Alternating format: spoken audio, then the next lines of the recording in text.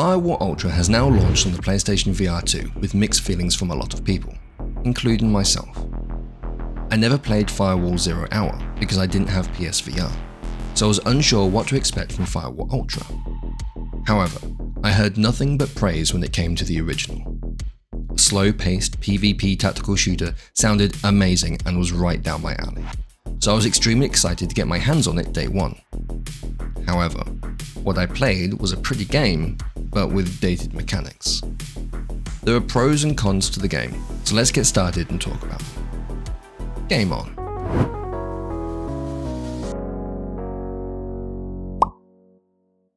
First, let's talk about what Firewall Ultra is and what it has to offer. The game's main focus is Contractors, a 4v4 PvP mode where one team are the attackers and the other defenders. The attackers must find the laptop to hack, whilst the defenders must protect it. An attack and defend mechanic most gamers will be familiar with. After one round, the roles are reversed. What's cool is that the placement of the laptop and other terminals to help find the laptop are dynamically placed, meaning each round is unique to a certain degree. New to Firewall Ultra is a mode called Exfil, which is a PvE co-op mode where 4 players must work together against the AI. You must locate 3 laptops, hack them, and then exfiltrate to be successful. Again, each round will have the laptops and AI dynamically placed to make for a more unique play session each time. At current, there are 8 maps to play across in both game modes, each having a unique look and feel to them. The game is running on Unreal Engine 5, which makes the game look stunning, especially when it comes to lighting and atmosphere. The game is extremely immersive. Walking down corridors, using your flashlight to see what's lurking in the shadows in case there's an enemy there is extremely impressive.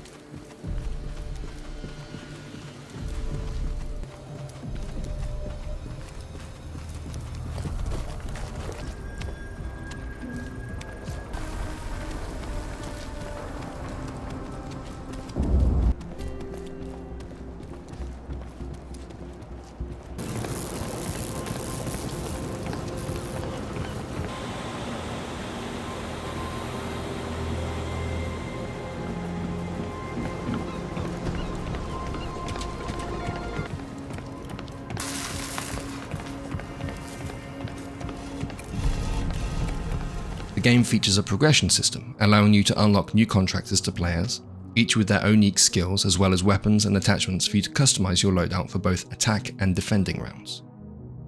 However, understanding all of this is confusing. Let me elaborate.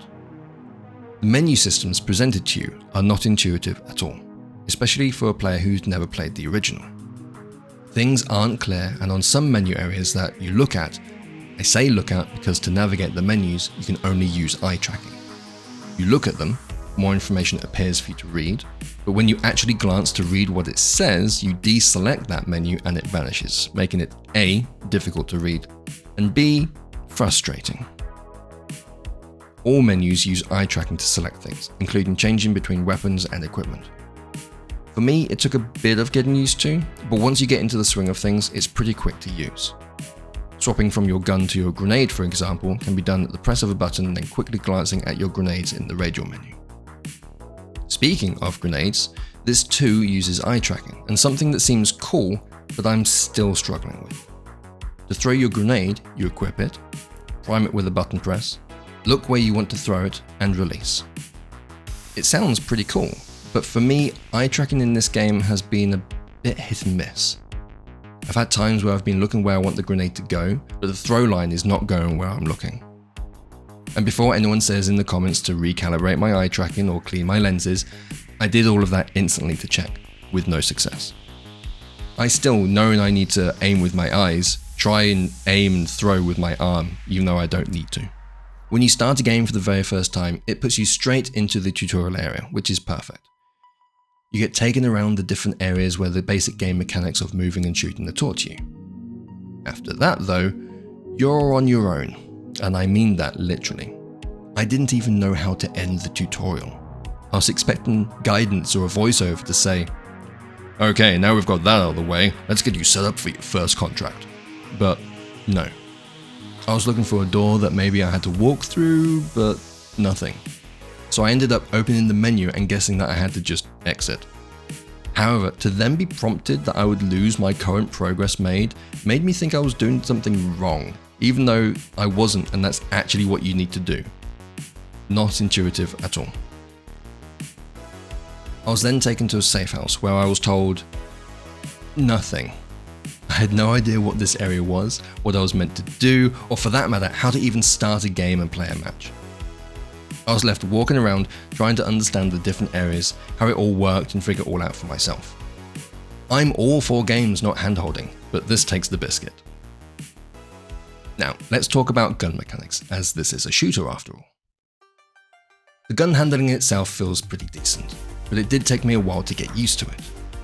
Reloading is done by button press, but manual reloading is coming to the game in the future with their hardcore mode. You can grip weapons with two hands and naturally pull the gun up and aim down the sights. However, there is also an aim down sights button. Initially I was very confused by this. I thought, why would anyone press a button to aim when you can just physically move your arms and aim? This is a modern VR game after all. But then I learned from others after I actually got into a game that it's actually a quick way of, let's say, snap aiming. The ADS button uses eye tracking to snap the sights to where you're looking, which is an interesting mechanic, but personally it feels more of a gimmick than something useful. The trouble is, if you want your bullet spread to be as tight as possible, you need to use this mechanic. Holding your gun and just aiming manually will still produce quite a wide spread compared to using the ADS button. It would have been, in my opinion, better to just have this as a steady hold your breath button. Speaking of button pressing, it's sad to say that this is how you interact with everything. I can understand this type of mechanic in early days of VR, but it's 2023 now, and things have moved on. Literally at the start of the game in the tutorial area, you need to press a big button on the wall to open the door. I went to actually push it. Nope. Hover your hand near it and hold down a button on your controller. Want to grab a door handle and slowly open it or crack it open so you can throw a flash grenade in? Well, you can't. Button press near the door and it just opens. For a game that's meant to focus on tactical gameplay, it sure does feel like it's missing tactical gameplay mechanics.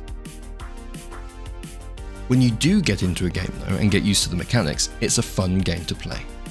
It's just a shame that, from what I've heard from other players and creators, that Firewall Ultra is pretty much the original game, but with better graphics and some eye-tracking gimmicks. It's a real shame that First Contact Entertainment didn't spend the time to modernize the game to today's VR standards. Things like matchmaking that were broken in the first game on day 1 are broken in Ultra on day 1 too. But, like I said, once you get used to how the game operates, it's a lot of fun either playing with strangers or with friends. Working together and communicating are key, and it's great to see and hear when you have that in your squad. Moving down corridors slowly, covering each other and calling out targets, moving to flank as others suppress is a great feeling. I'm still going to be playing this, so if you fancy some games, leave a comment below, hit me up on Twitter or join my Discord. Details can be found in the description. There's a lot to experience in this game, from the different maps to leveling up and unlocking and customizing your loadout. If you're a fan and veteran of the original, you'll probably love Firewall Ultra. If you're brand new to it, like myself, maybe hold off for the time being and see what updates come to the game.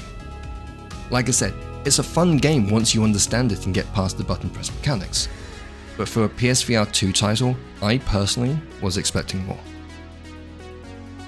If you've enjoyed this video, which I'm assuming you have because you're still watching, click that like button so that others know it's a video worth watching.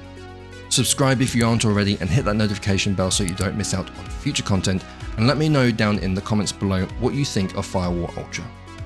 Even if you can't think of anything to say, just leave your favourite emoji because it's engagement and it helps the channel out. And until next time, stay safe, have fun, and game on. Get me up, get me up, get me up. Cheers, buddy. Oh. Yes! A job well done is, well, a job well done. No need to be carried away. There we go.